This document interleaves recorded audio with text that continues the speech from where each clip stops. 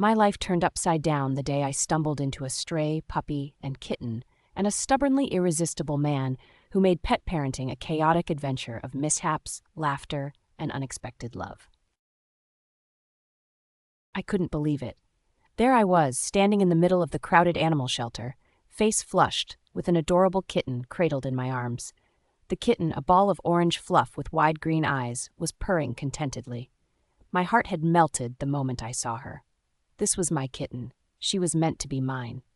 Except there was one tiny problem. Actually, make that one rather large and infuriating problem.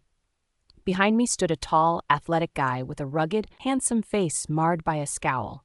He was holding a wiggling puppy, a mix of something energetic and slobbery, and glaring at me like I was the one who had just stolen his dream pet. I felt my temper rise in response to his piercing stare. My mind raced back to how I ended up here. I'm an editor at a publishing house, working crazy hours with barely enough time to take care of myself, let alone a pet. But I've always loved cats. They were my companions growing up in a quiet suburban home with my parents, who were more interested in their careers than in raising me.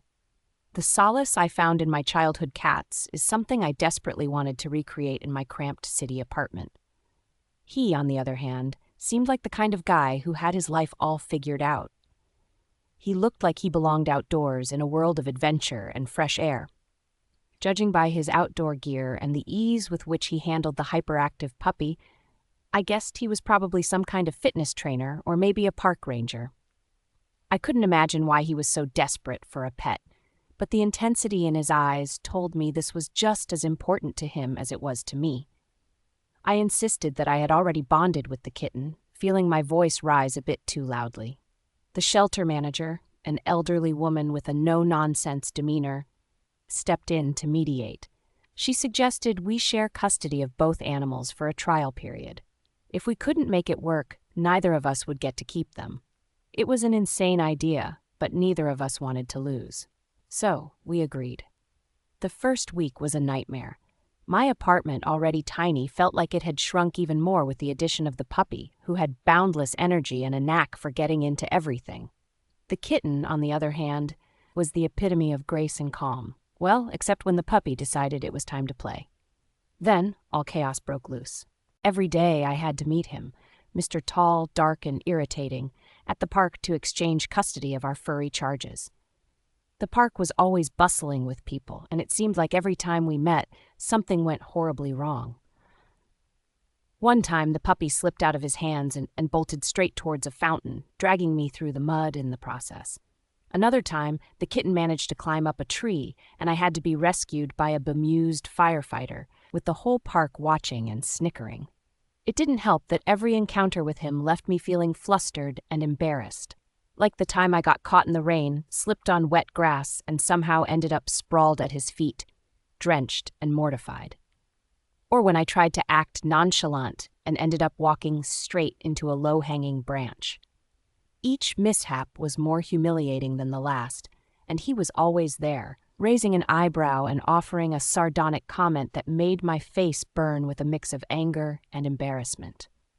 But amidst the chaos, something strange began to happen. Between the awkward meetings and the constant juggling of pet responsibilities, I started to notice things about him that didn't irritate me, like the way he smiled when the puppy did something silly, or how he always made sure the kitten had the softest spot to sleep. He was surprisingly gentle with them, and occasionally, when he wasn't being infuriating, he was actually nice. As the days went by, I learned more about him through snippets of conversation. His name was Tom, and he worked as a physical therapist. He had moved to the city after a bad breakup and was looking for a fresh start. The puppy, he said, was a way to bring some joy into his life. It was a story that resonated with me more than I cared to admit. I, too, was looking for something to fill the void left by years of loneliness and workaholism. My clumsiness and the constant mishaps started to feel less like personal failings and more like part of the process of learning to share my life with someone else, even if that someone was currently just a co-caretaker of two mischievous animals. In the midst of all this, I started to see Tom not just as an adversary, but as a fellow human being with his own struggles and hopes. And that realization made me feel something I hadn't felt in a long time: hope. By the third week, a tentative truce had formed. We were still bickering, but there was a new undertone to our arguments, something less hostile and more playful. It was confusing. I didn't know what to make of it, and I certainly didn't know how to navigate this weird, uncharted territory. One morning, I found myself running late for our park rendezvous. The kitten, ever the diva, had decided she didn't like her breakfast and promptly knocked the bowl over, sending kibble flying across the kitchen floor. The puppy, thinking it was a game, had joined in the chaos, and by my cleaned up the mess, I was a flustered mess myself. I arrived at the park, breathless and apologetic, only to find him waiting with an amused smile. He handed me a cup of coffee and took the kitten from my arms, his fingers brushing against mine. The unexpected contact sent a jolt through me, and I nearly dropped the cup. Over the next few weeks, our meetings became less about the pets and more about us. We started sharing stories, laughing over our mutual disasters, and slowly, I began to see him in a different light. He wasn't just the annoying guy I was forced to share custody with. He was someone who understood me, someone who could make me laugh even when I wanted to cry. There were still plenty of awkward moments, of course, like the time I slipped on a patch of wet grass and accidentally hit Tom in the groin.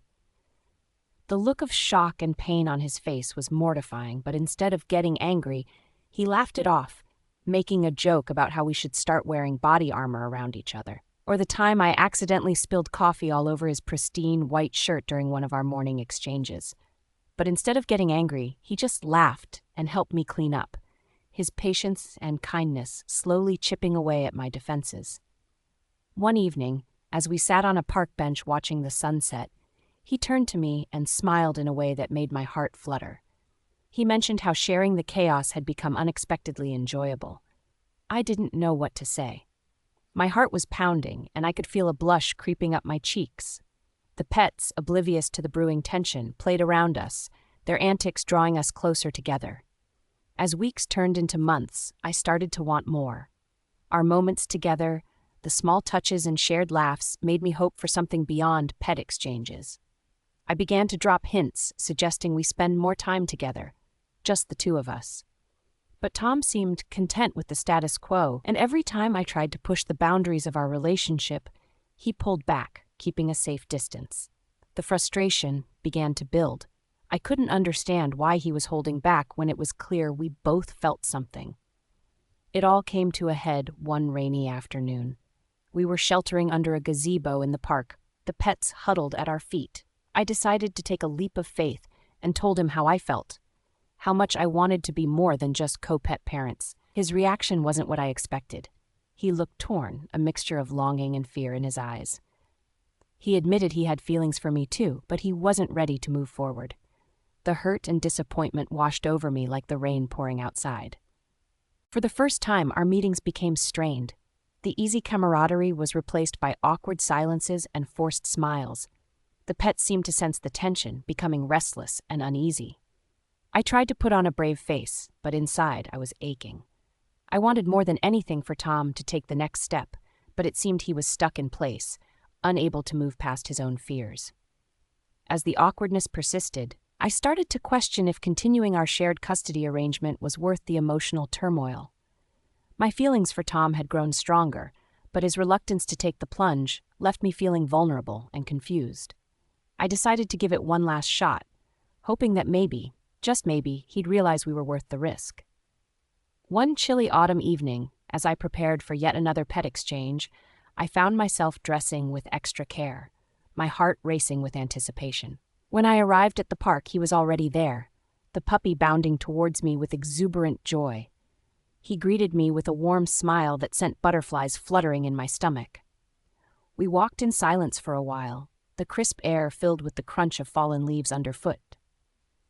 I finally gathered the courage to speak, telling him how much he and our time together meant to me, and how I hoped he'd find it in his heart to take a chance on us. His silence was deafening, and my heart sank with every passing second. When he finally spoke, his voice was soft but resolute. He needed more time, he said, to sort through his own fears and uncertainties. I was crushed, but I respected his honesty. We agreed to keep things as they were, though my heart ached with unfulfilled longing. The days that followed were difficult, filled with an emotional push and pull that left me feeling drained. Yet, despite the pain, I couldn't bring myself to walk away. There was something about Tom that kept drawing me back, like a moth to a flame.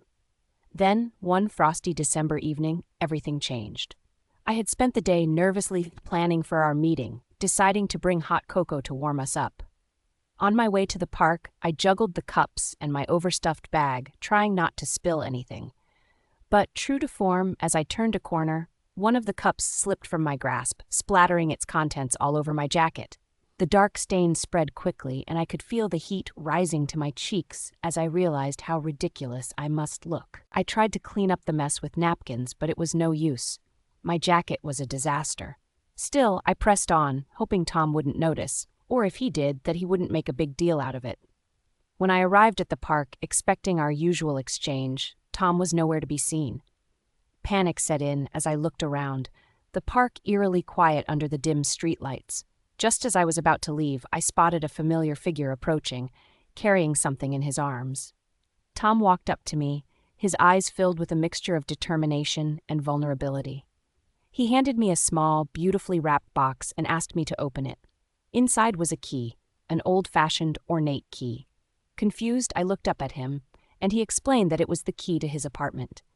He wanted us to share not just the pets, but our lives. My heart raced as he took my hands in his touch warm against the chill of the evening. He told me how he had been afraid of getting hurt again, but he realized that life was too short to let fear dictate his happiness. He wanted to be with me, to face whatever challenges came our way together. Tears welled up in my eyes as I realized he was finally ready to take the leap. The pets, sensing the change, bounded around us in a joyous frenzy. Without thinking, I closed the distance between us, standing on tiptoe to press my lips to his. The world seemed to melt away as we kissed, a sense of rightness settling over me. In that moment, I knew that no matter what obstacles lay ahead, we would face them together, hand in hand, with our furry friends by our side. Thank you so much for listening to this short, romantic Audible. If you enjoyed it, please subscribe to Love Stories Unplugged.